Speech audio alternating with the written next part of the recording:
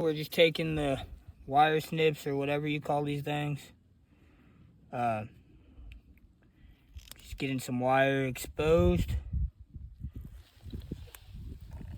This brown wire goes to our lights that we got here. These are our floodlights.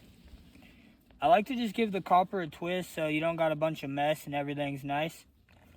I do that on both ends.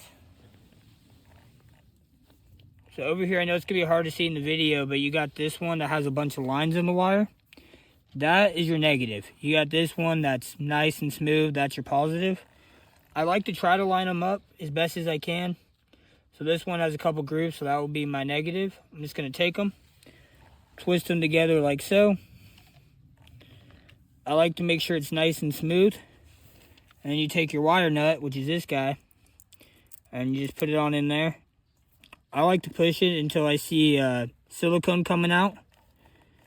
And then you give it a couple twists, and you'll feel it actually get tight. When it gets tight, you know it's doing what it's supposed to do, which is basically just wrapping all that copper together. Then I'm going to go ahead and I'm going to do the same thing on this positive side. And when you're wrapping the copper, it doesn't have to be perfect, because the idea is the wire nut is going to do it inside it. So once again, push it tight. Keep twisting, and then once you feel it get super tight, you know it's doing its job. Now it's all twisted. You can pull on this and it's not going to come out. That's how you know it's in there nice and tight.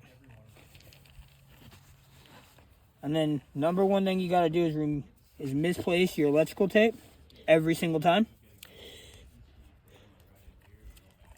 Then I just take a couple wraps. You can wrap them individually or you can wrap them together. This instinct, I'm just going to wrap them together. Just make it nice and tight. That way, it's just an extra preventative so water doesn't get inside. The wire nuts should do that. But just to be extra safe, we do it this way.